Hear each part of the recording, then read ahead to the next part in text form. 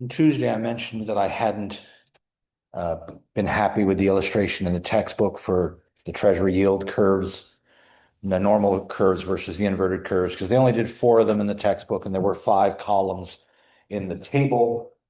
So I went ahead and reproduced the table in Excel. I couldn't find it on Tuesday. I found it. I posted it on our Canvas page in the handouts section so that I have all 5 curves as opposed to just the 4. And we can see 3 of them look fairly normal. The 2013 curve here in purple.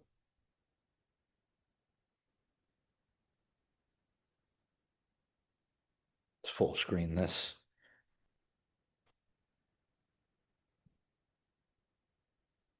Is increasing as we go from left to right. The 2017 curve in blue, which does not appear in the textbook at all, increases as we go from left to right. 2022, we start to see, well, overall it's increasing, but then that center section, there's a little bit of decrease. And then the 23 curves, February and March, are inverted. They're higher for the short term and lower for the long term. And that speaks to questions about the economy in the long term and risk of short term investment, because rates go up when we think we have trouble looming in the short term or in the long term, depending on which end we're looking at. So I wanted to let you know I actually did find it, and now it's up on our Canvas page.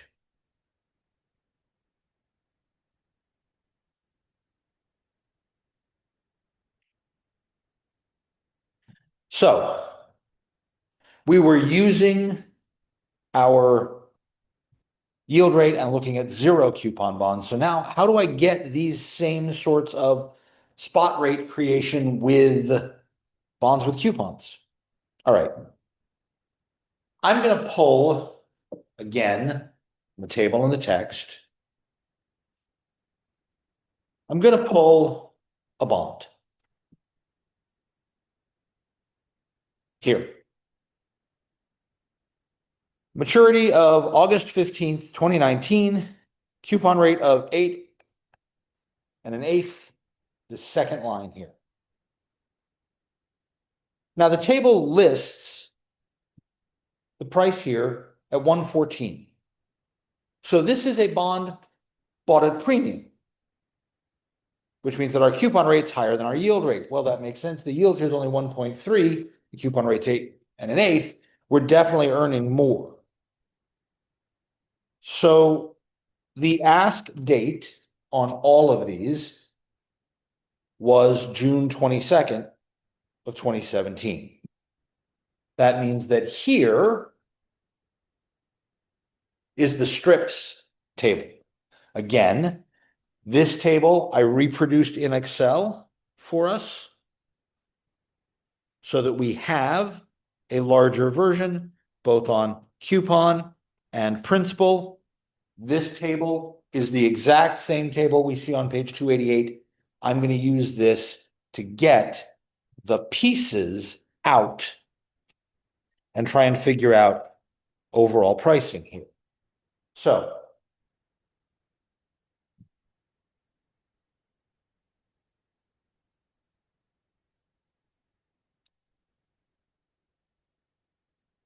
table 6.2, coupon rate 8.125%. Let's try to strip this bond. Maturity was 8/15/19.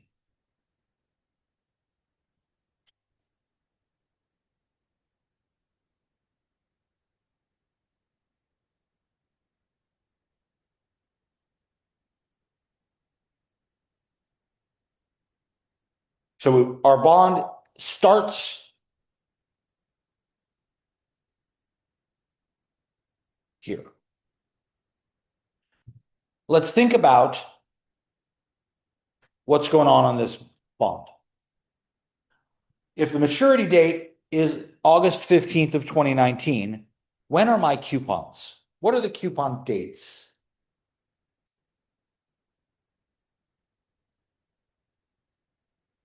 For this bond?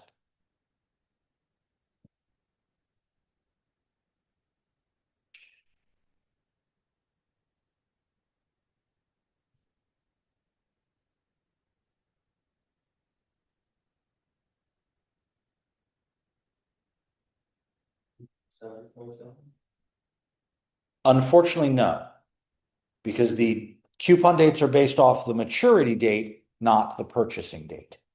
So there's 6-month intervals back from here.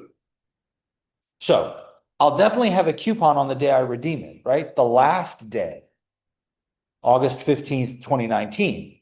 But I'll also get a coupon every 6 months in front of that. So I'll get a coupon on February 15th of 19, August of 18, February of 18, and August of 17. So I'm actually going to earn 5 coupons here. The first one will be in just over 2 months. Then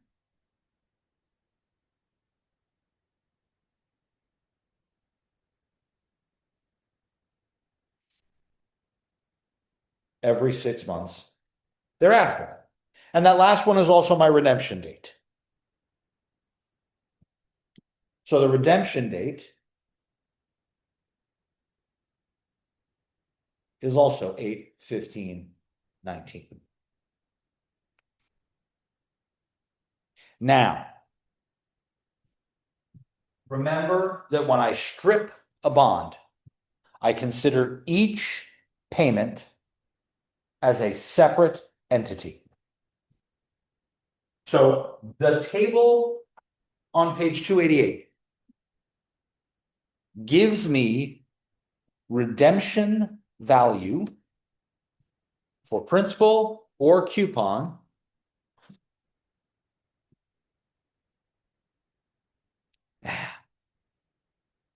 the hell? Excuse me for a second.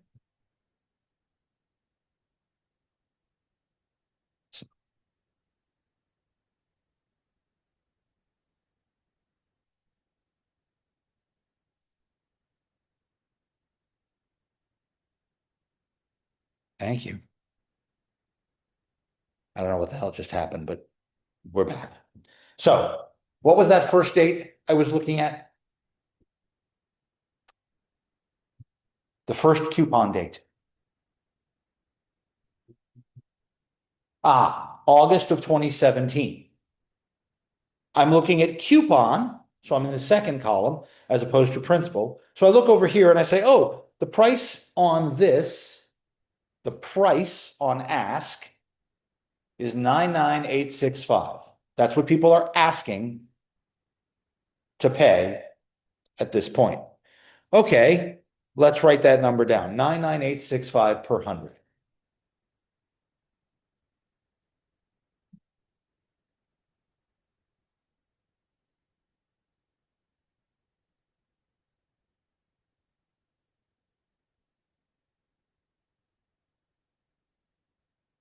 And I'm just going to go down this table and look at the ask for all the coupons. The next one is February of 18 and then August of 18. So I look and I see February of 18 and August of 18. I see February of 19 and August of 19. I'm going to get all 5 of these numbers right here. And those are my asks per 100 on each of those coupons.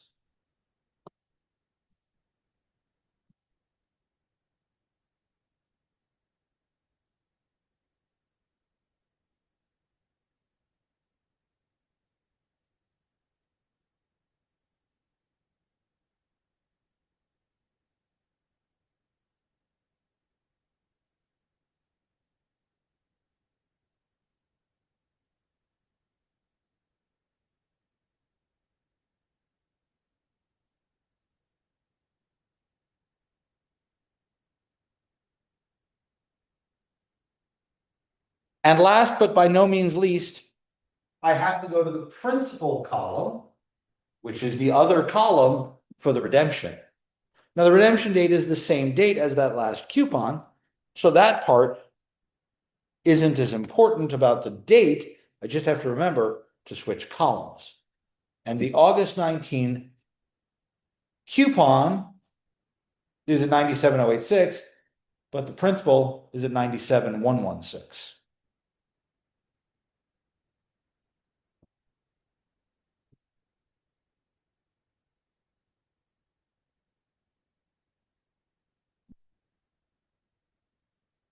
Okay.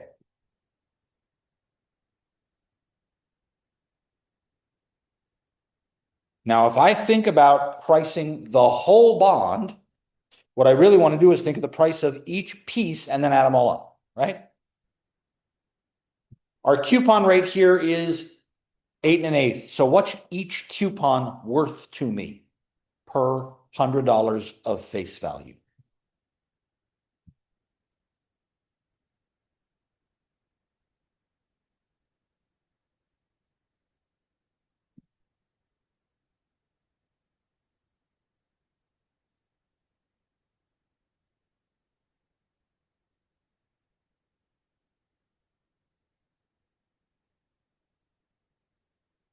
I need a number to go under that.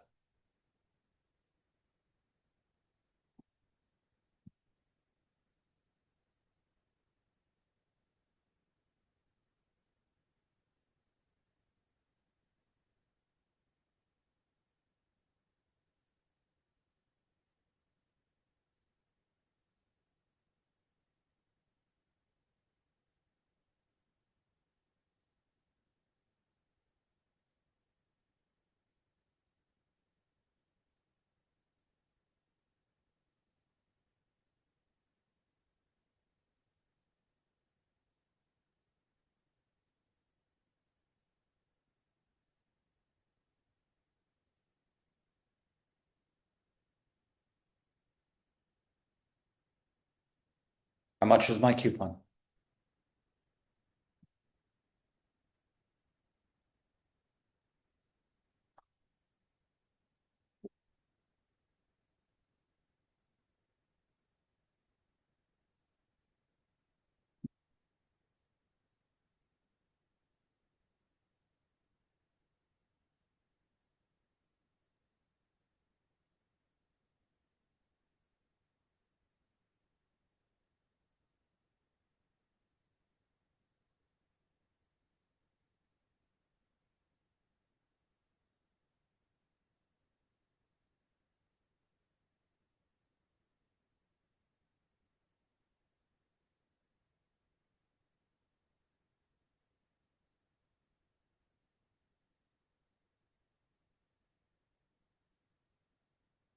We are making the assumption here that I bought $100 worth of bond because it's per 100. So what is the amount I will get paid on August 15th, 2017?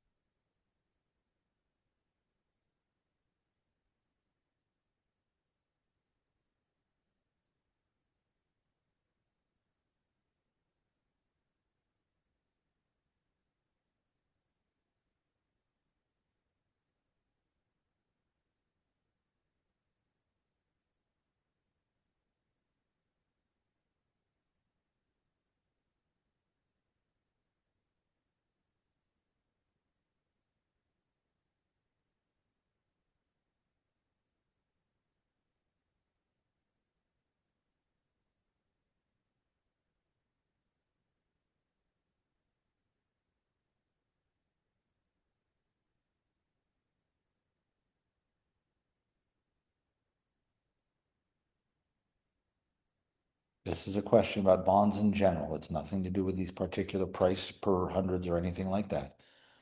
If I bought $100 bond, its coupon rate is 8 1/8. How much do I get paid when that first coupon is issued to me on August 15th of 2017?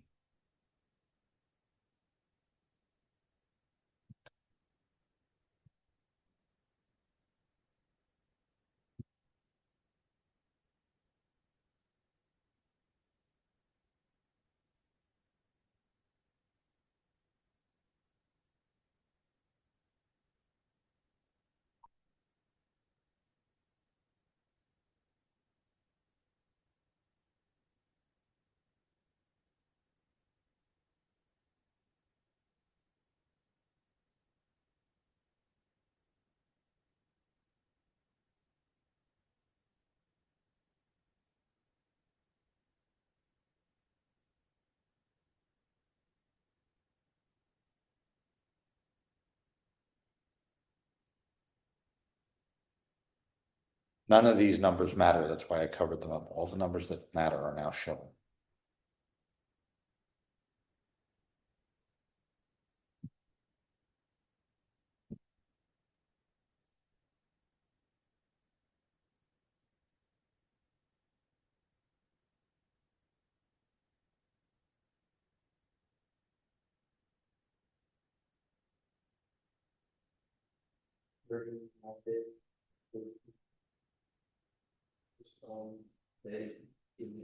Nope, there's no interest time sequence here. The coupon amount is fixed. I'll have to adjust for the interest time subsequent, but I'll do that afterwards, after I compute price. That comes off price, not the coupon amount. The coupon amount is strictly based on the coupon rate and 6-month behavior. Coupon is going to be 4.0625, half of that 8.125. I'm going to earn $4 and 6.25 cents per coupon for every $100 of bond I purchase. The coupon amount is 4.0625. The redemption amount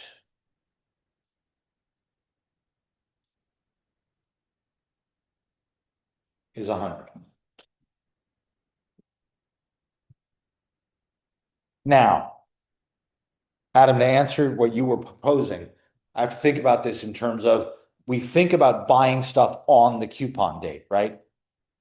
And I'm buying this on June 22nd instead of buying it on February or buying it on August. I'm buying it in between, so I'll have to adjust for that. But when I start, my first reaction is that the present value,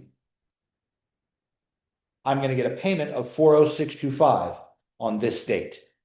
This is the asking price per $100.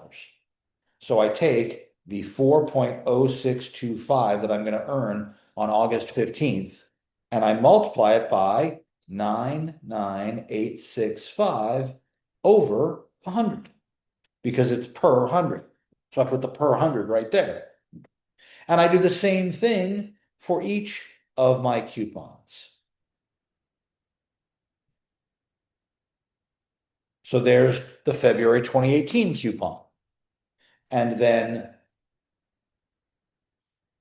the August 2018 coupon.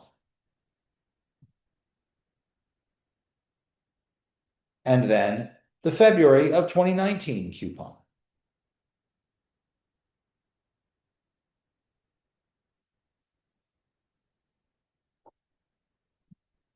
And then the coupon on August of 2019, and then lastly, the redemption amount.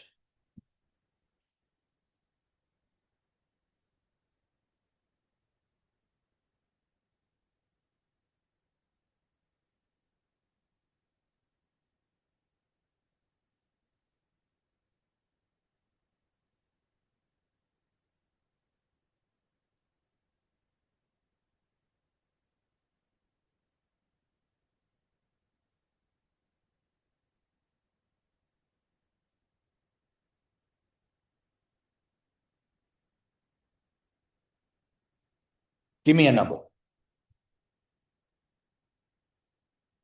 At least 3 decimal places worth.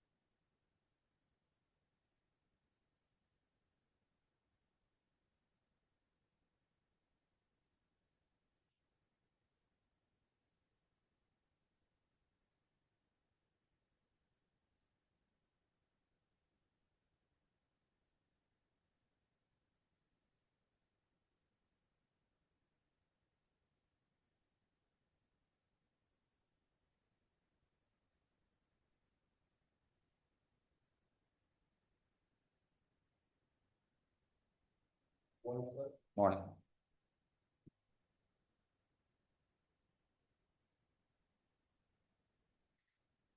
I find it easier to do these divisions first. That just means shifting the decimal place over. So I'm going to take the 4.0625 and multiply it by the sum of all of those first five numbers. And then add on, hey, the hundreds will cancel here. So it'll just be 97,116. What do you get for a final answer here? 117.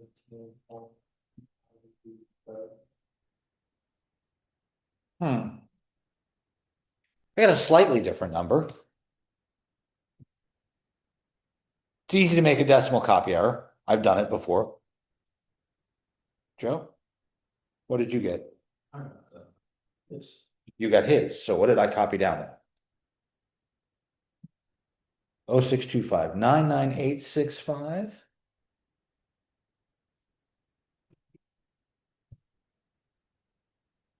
Nine nine two three two 98518 97778 97086 97116. Where did I make a copy error?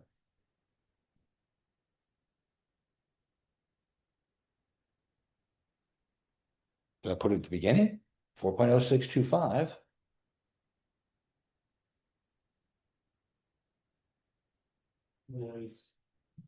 That's the twos and threes. Okay. So it must have been a transcription error. I'm good with that. So I'm getting 117, 123. It's a huge difference. We're off by 4/100ths of a cent, right? 4/10ths of a cent. Not a huge amount.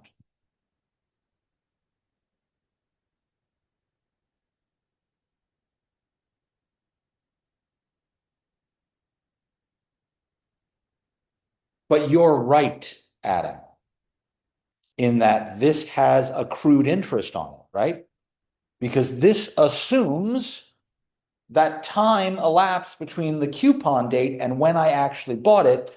This ask price up here assumes I bought on a coupon date, and I didn't. I bought between dates. So this is price plus accrued interest.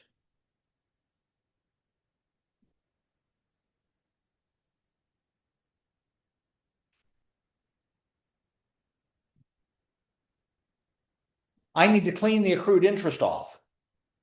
Back in chapter 4, page 210, I wrote a note. We talked about stripping this off. So I need to take the time times the coupon and subtract that.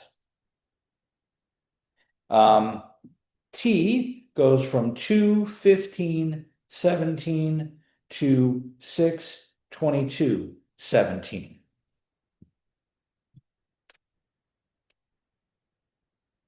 I'm going to do this as actual dates as opposed to the 3360 date. So how many days are there between February 15th and June 22nd? Well, 2017 is not a leap year, so there are 13 more days in February.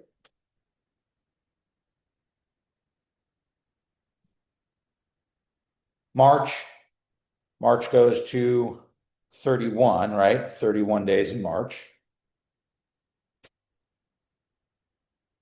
April only has 30. May has 31.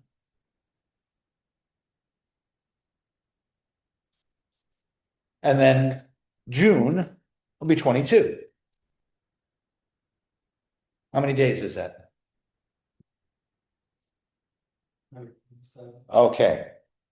And if I did the whole 6 months, right, I'd have to go all of June. So that would be 30 in June, all of July, 31 in July, and 15 in August. How many days would that add on? That would add on 61, 71, 76 more days. Add on 76 to 127. And I get, oh no, wait, I'm taking out of the whole year. Never mind. This is out of the whole year, right? It's out of 365 at 8. So I think of TFR. This is 127 out of 365 times the face value of 100 times the coupon rate of 8.125. If I split it in half and I used 4.0625, then I'd have to know the number of dates in that half of the year. But I can avoid that by using the whole year. Great. What is this number?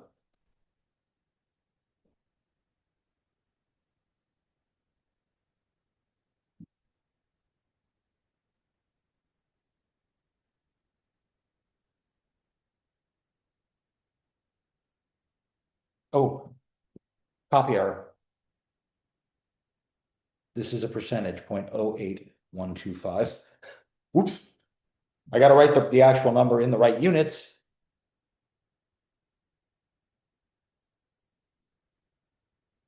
What do I get for a value here?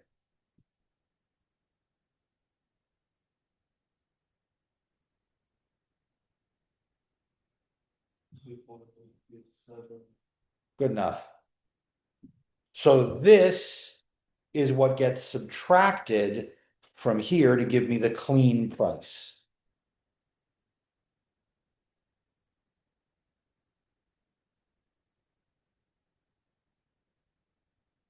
And I get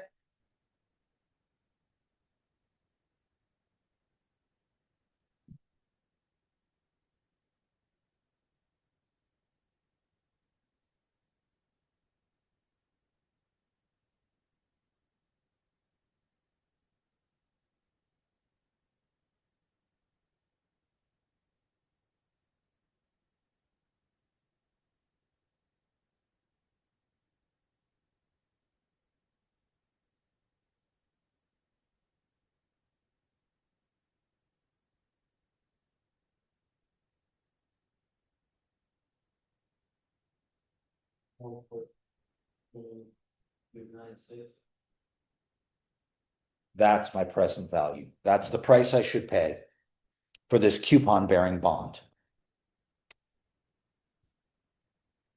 Joe, you've got your book. Flip back a couple pages to table 6.2. There we go. At the top of that page, we were looking at the second line, the bond with a maturity date of 8/15/19. What's the actual price listed for that bond? Wealth. Why am I off? It turns out that the problem isn't with anything we did. The problem is we didn't have all the information. The table 6.3, is an excerpt from the Wall Street Journal. That was where we got those strips prices. Nowadays, I'd have to go look at that Treasury Direct Treasury website that's listed on our Canvas page to get the strips prices. There were actually 3 different bonds that matured on August 15th, 2019. And when I buy a stripped item, I don't know what it came from. Was it something that had been stripped from a 10-year bond? Or was it something that had been stripped from a 5-year bond? Or was it something that had been stripped from a 3-year bond? And since you can issue bonds in all those different varieties, I can strip a piece out of any of them. That was part of the bond I'm looking at. So there were actually 2 other options that could have been in this table that weren't. And this actually used one of those. So I'm kind of pissed at the book writer at this point because he had incomplete information given to us. There were 3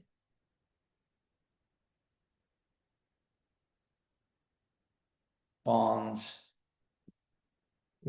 with maturity 8/15/19. Prices of 97.221 or 97.237. But we use 97.116.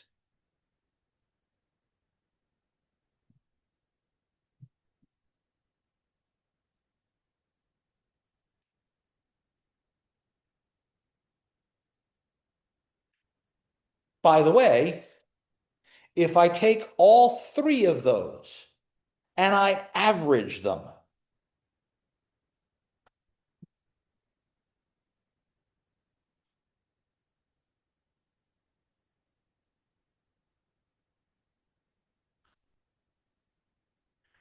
uh, 114.401 or 114.417 respectively,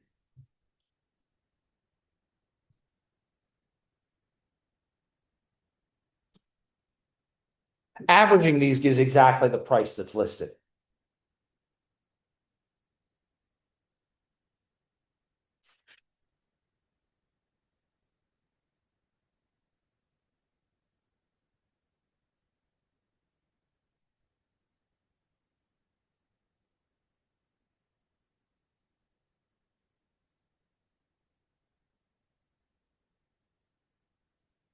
But I think they were waiting. So again, there's some differences here based on which piece we are reconstructing from. This is, in my opinion, bogus. And there's a theory that agrees with me.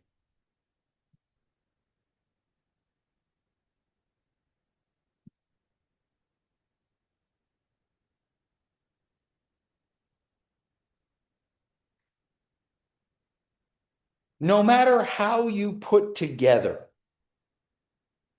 a bond, the sum of the pieces should be the same. And here's the caveat. In an efficient market, a security has a single price, no matter how it is constructed.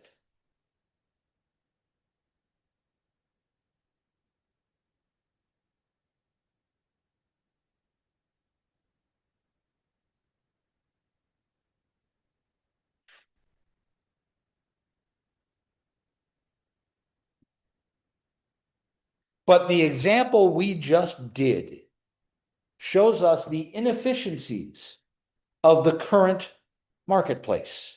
And those price discrepancies, now, in our example, it was less than a nickel per $100 of bond. So that really wasn't a huge deal.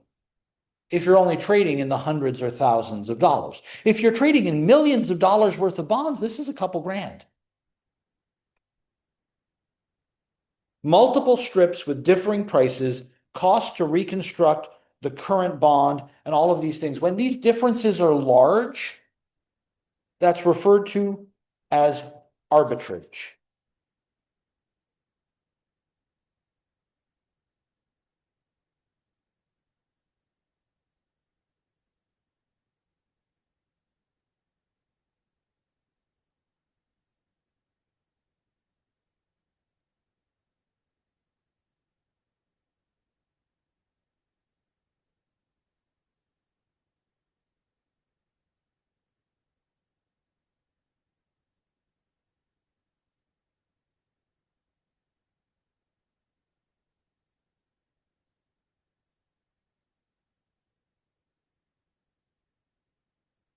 An arbitrage situation is where the form of the bond generates a significantly different price. And then I can profit by buying it in one form and selling it in another form.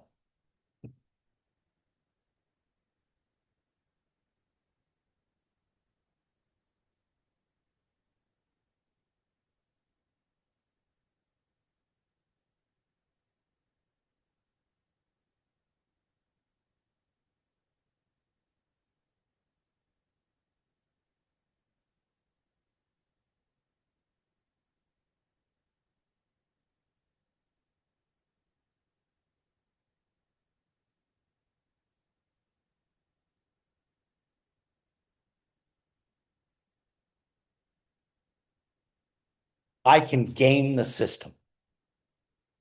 If I can figure out when and where exactly I can push this sort of arbitrage situation.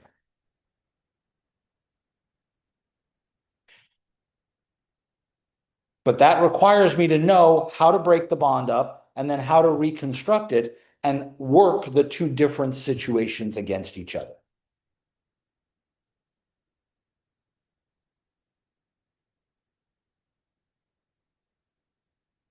There's a larger discussion of arbitrage in the text on page 301.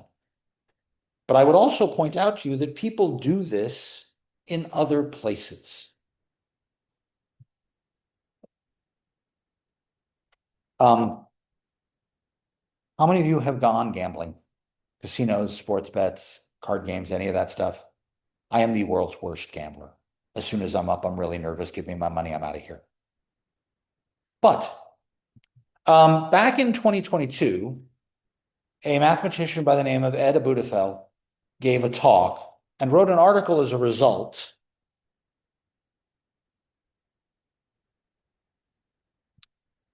called "A Mathematician Wanders into a Sports Book," where he talked about arbitrage in sports betting. I saw an ad for FanDuel casinos this morning that said, "We will give you $100 worth of free bets for your first $10 bet.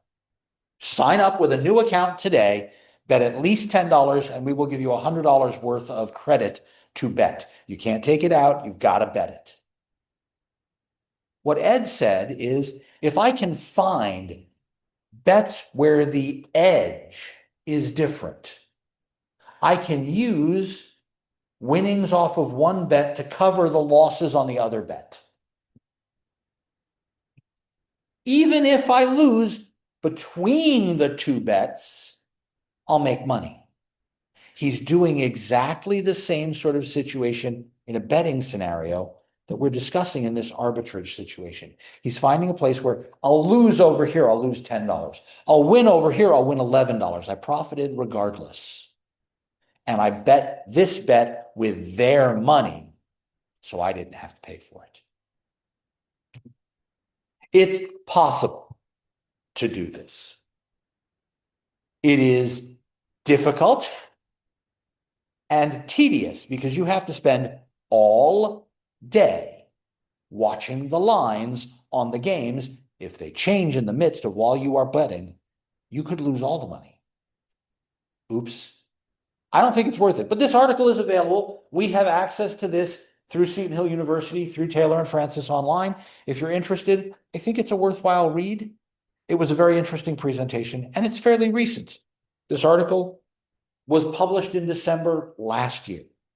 This is new. But it is a practical application of an arbitrage situation outside of just finances.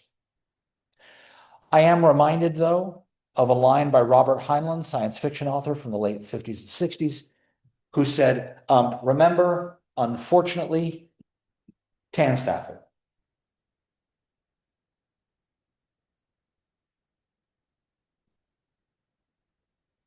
There ain't no such thing as a free lunch.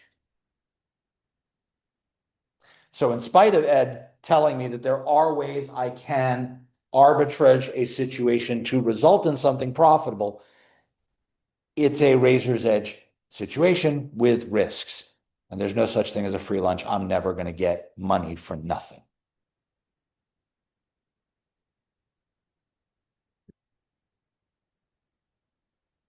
The minute it sounds too good to be true, it usually is. Questions?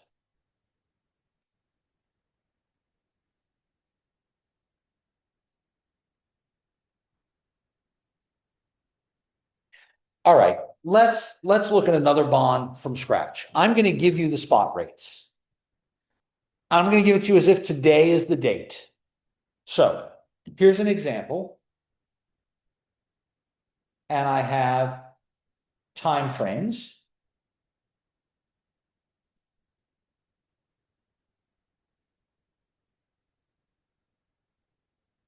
in 6 month periods. So I have a 6 month, a 1 year, a 1.5 year, and a 2 year. And I've got a spot rate for each of these. 8%, 9%, 10%, 11%. So I'm looking at a normal yield curve. Further out we go, the more the rate goes up. This spot rate, the minute I say the word spot rate, we're thinking about a zero coupon bond. So I would like to price a bond.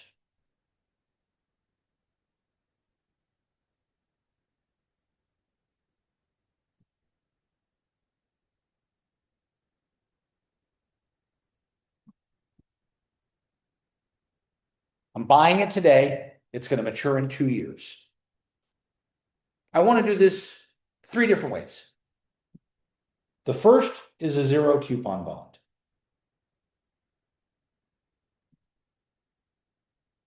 If I get no coupons, how much should I pay for this bond? And what's the yield rate on that bond?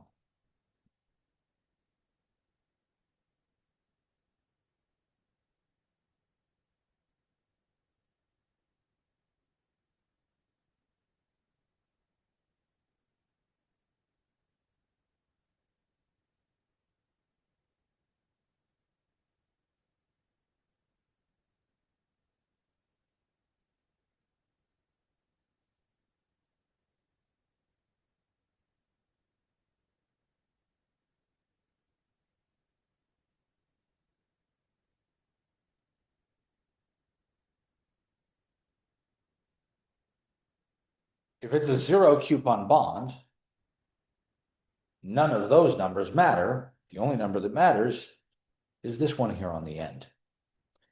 These are all interim rates, money that would be paid if it was due in 6 months or a year or a year and a half. If I'm waiting the full 2 years, the only rate that matters is that 11%. And that's going to get annual, but it's compounded semi-annually. So my present value for $100 is 1 plus 0.11 over 2 to the -4. Because I got to go back 4 6-month periods, which is how much?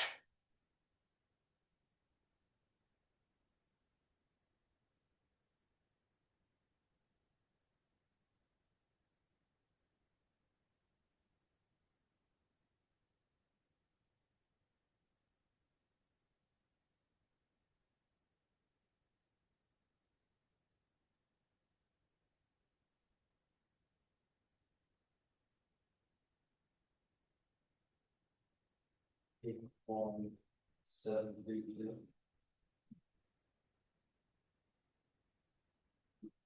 And the yield will be 11% compounded semi-annually.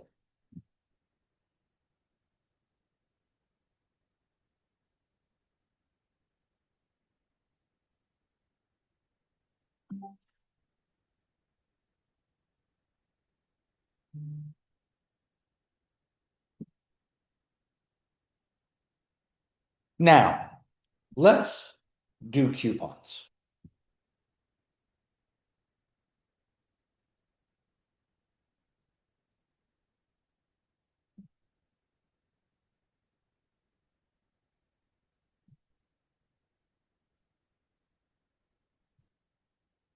If I'm couponing at 5%,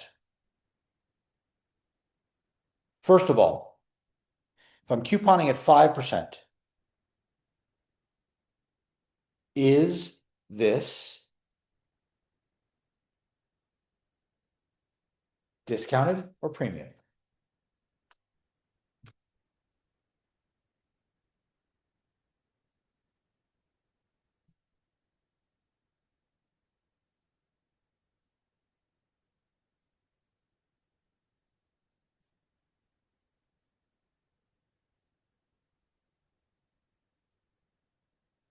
If I'm couponing at 5% and my rates are at The spot rate's above. Is this a discount bond or a premium bond? Or a par bond?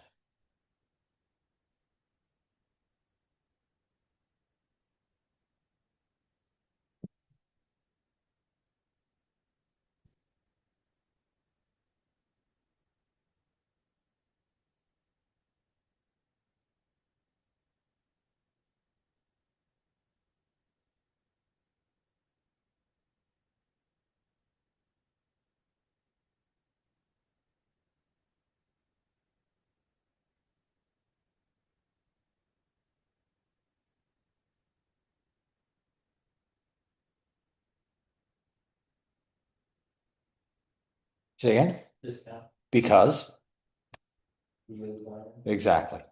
So I know that whatever my price is, it should be less than $100 per $100 of face value. So let's work this out. How much is each coupon going to be?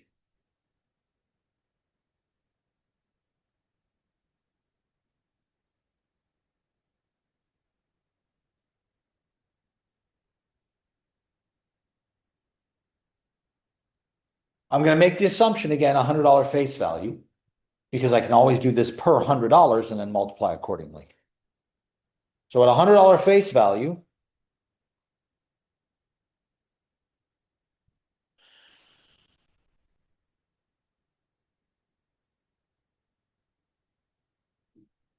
right, $2.50. So the value of this bond today,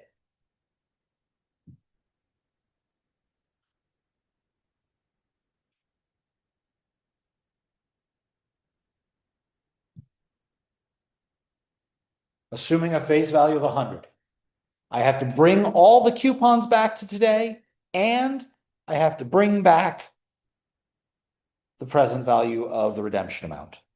So I have a $2.50 coupon that would be paid 6 months from now. What's the present value of that? What's the factor I need to multiply by for the present value of that? This first one due in 6 months.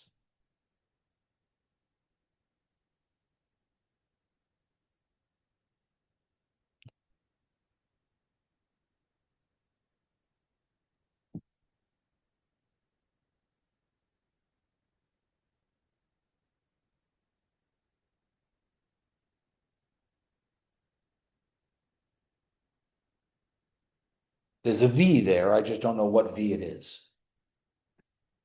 1 plus 0.08 over 2 to the first. Right. So that's 1.04 to -1.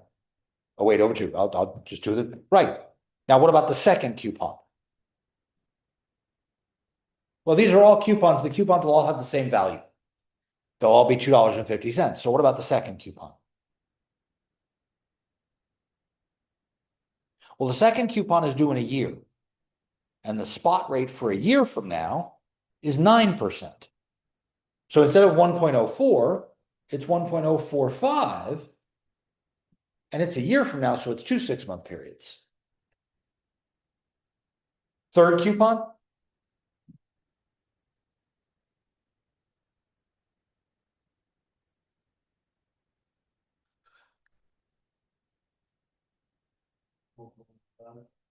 To the fourth coupon.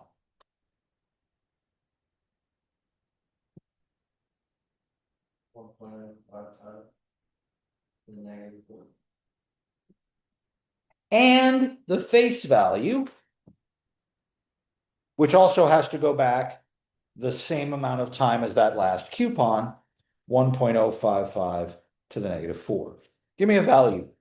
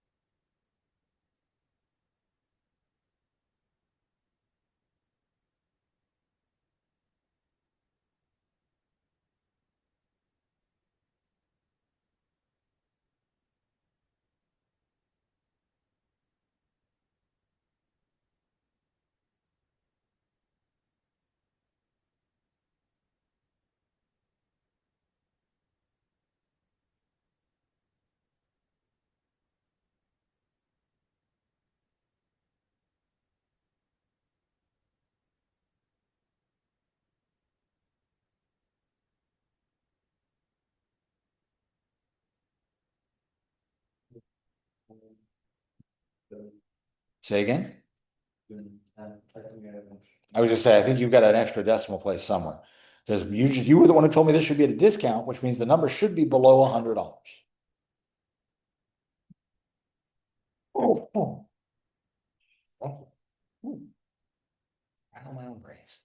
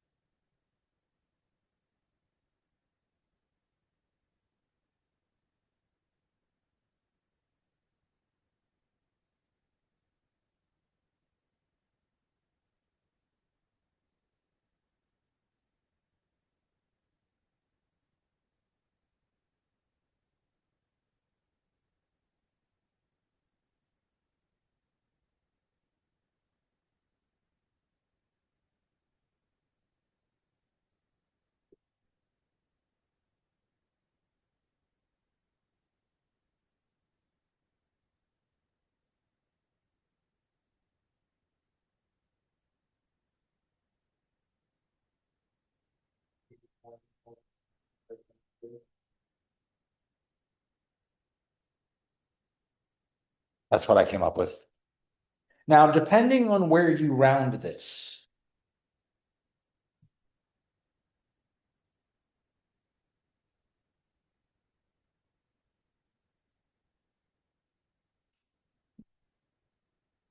I can then ask you, what's the yield? What's the yield on this? Now, that's an average of all of these rates, right?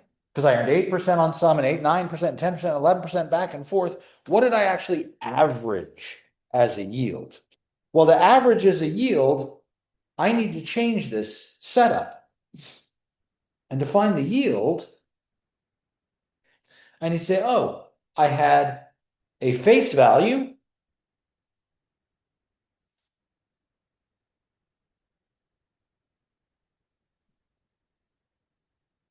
which I brought back.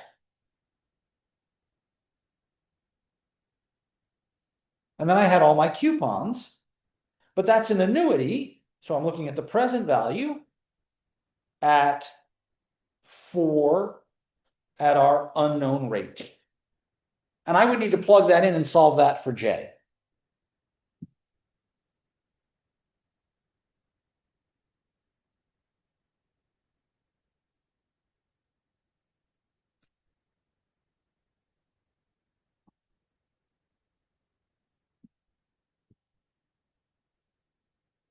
Now, I can solve this.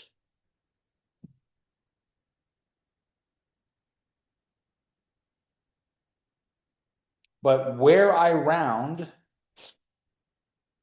could change my answer. If I want to solve this, math solver, I'm going to put that equation in up here. 100 parentheses 1 plus x to the negative 4 plus 2.5, 1 minus 1 plus x to the negative 4 divided by x. Then that whole thing, I have to subtract the 89.59 to make that equal to 0. And then I ask it to solve.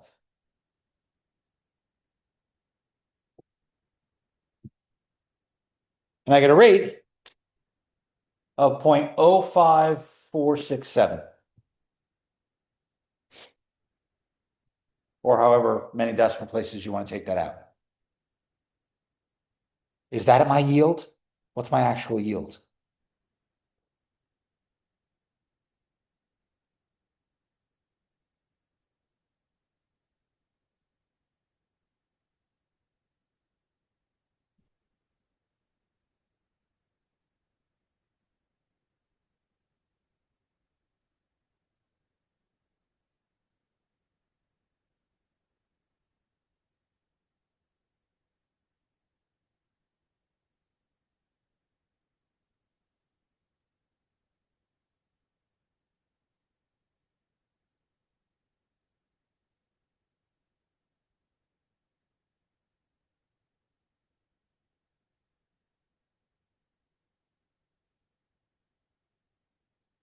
Should do 5.5. Because that J is a 6-month rate. Because we were dealing with 4 things, right? 4 periods. That's every 6 months. So I need to double this. When I double this, I get 10.9, I don't know, 35 if I round. By the way, when I first did the calculation, I kept 4 decimal places. I used 89.5925. And when I did that, I got a yield of 10.9338 instead of 35. So depending on where you round this number here, that can change your yield by hundredths of percentages, which is not a lot, but a point to point no matter where you put it.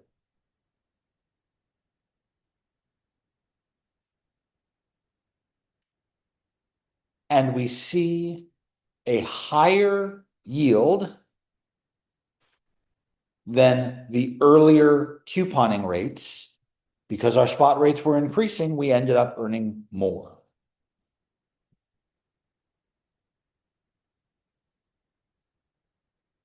Now, there is no question this bond is discount because our coupon rate was 5% and all of our spot rates were above 5%. But what if I do this same idea at a 10% coupon rate? Is this discount or premium? Oh, crap. Hang on a second. One of my spot rates is 10%. 2 of my spot rates are lower than 10%, and one of them is higher than 10%. When all my spot rates are higher, I'm at a discount. When all my spot rates are lower, I'm at a premium. When I split the difference, I don't know in advance whether this is going to be discounted or premium. Is more of the money going to be at the low rates or at the high rates?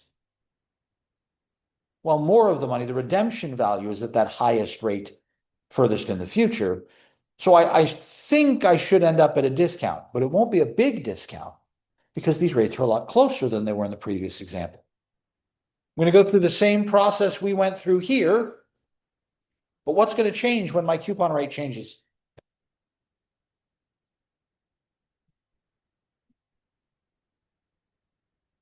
Yeah, 2.5 is 5. Right.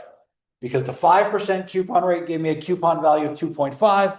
The 10% coupon rate gives me a coupon value of 5 instead. So, same calculation, just with a new coupon amount.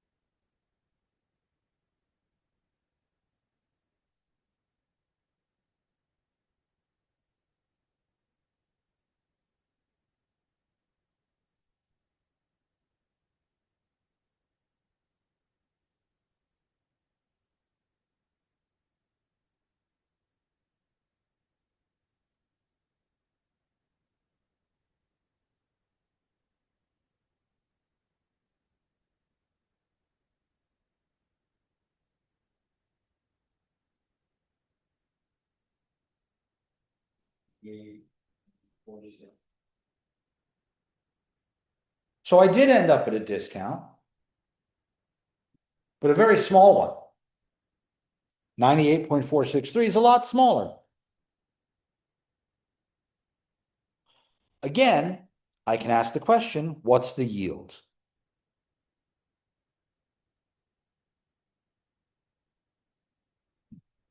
And I can go back to our solver.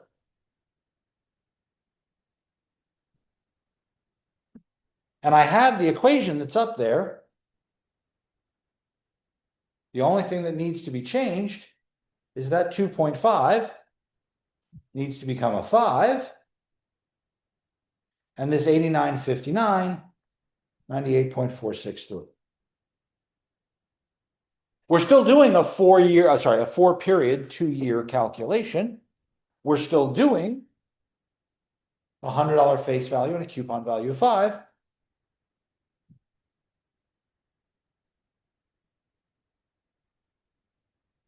I get a slightly lower rate. Not a lot, just a little bit lower.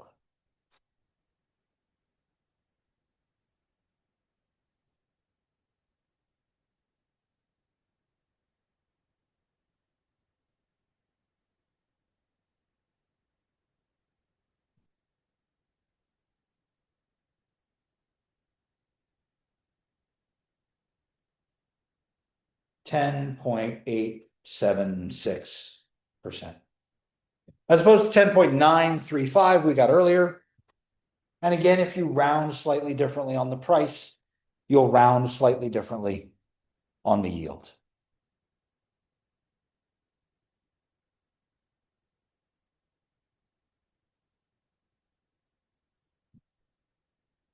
Questions?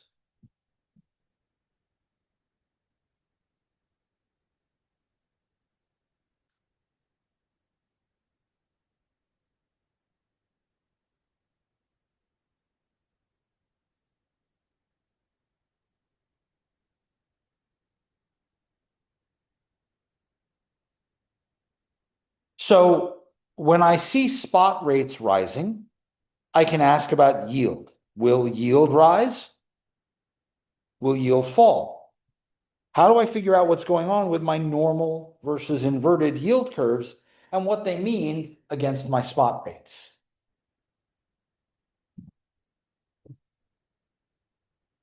There's a lovely example of doing the exact same process we did 4 more times. Page 292. We have a set of spot rates. By the way, this problem changes something. These are all annual rates, which means no semi-annual coupons. We're getting 1 coupon a year, not 2. So everything in this problem is now in terms of annual rates and only annual rates. A slight but important difference. So I have a spot rate of 5%, 10, 15, and 20 at times 1, 2, 3, and 4 years. I'm going to do a 5% annual coupon bond. Do I do it for 1 year, 2 year, 3 year, 4 year? And then they want to do it again at a 10% annual coupon. Again, if I'm in a 5% annual coupon, I should get a discount price on all of these, and I should be able to compute the yield. But I can do the exact same thing 4 times. And that's these calculations. And notice there are the same 2 calculations. For the 2-year bond, we bring back the coupon 1 year with the spot rate of 5%. We bring back the coupon and the future value 2 years. Here we bring back the coupon 1 year, 2 year. We bring back the coupon and the future value 3 years. Here we get a yield rate that is larger, 9.87%, 14.6%, 19.12. They missed the decimal there. They wrote 1912%. I'm like, there's no way I'm getting 1,000% here. Missed the decimal place. It's a little bit less than the spot rate because the spot rate would have been 20% the whole time, and we had these increasing rates, right? If we did a 10% coupon bond, again, yield is under 20%, but not huge. This pattern is important. I have an increasing term structure. The longer I'm holding the money, the higher the spot rates are going. This is a normal yield curve. Higher coupon bonds on the same dates have lower yields. In a normal yield curve where spot rates are increasing, the earlier payments from the coupons have lower rates than the later payments. The yield to maturity is the single effective rate. And that's a weighted average. Because later payments are worth more than earlier payments, we have to put some weight there.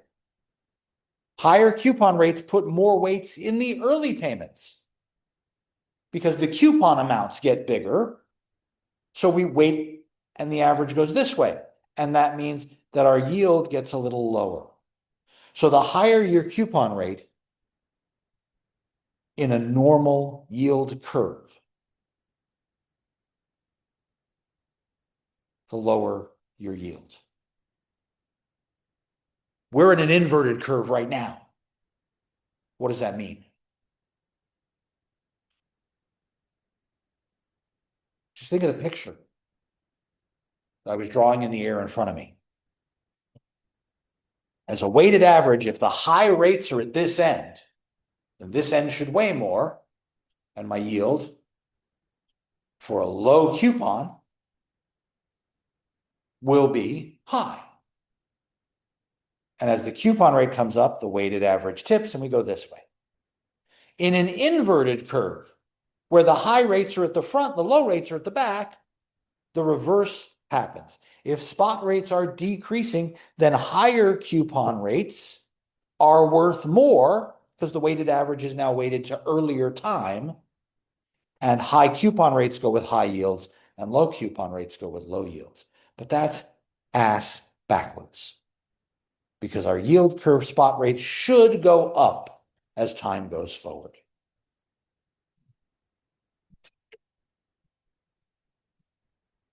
Questions?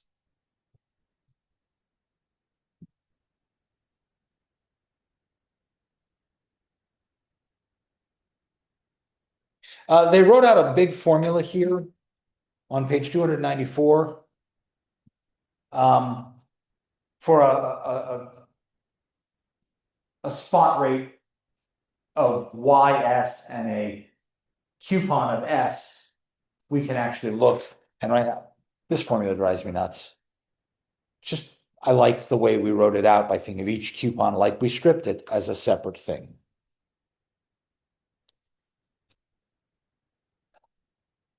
Changes in rates happen all the time. Somebody in the Fed gets a cold and wants to think about money differently. Their opinion changes. This is what makes me crazy here. This really comes down to the opinion of bankers of what we think the economy is going to do. They've been doing this long enough. I'll trust them. But we're taking their word for it. And as we've seen with Fed Chairman Jerome Powell and Ben Bernanke and lots of other Fed chairmen, there's a lot of question in the tie between the politics of the moment and the Fed being outside that. That's being contested in the papers today.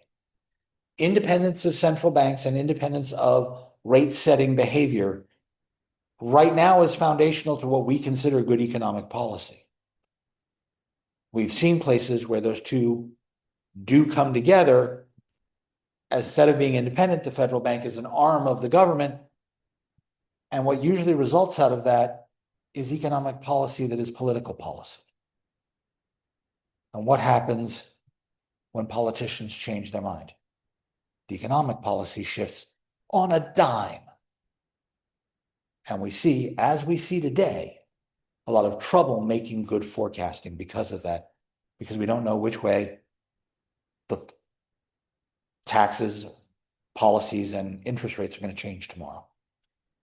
Our goal is to have a stable, steady behavior.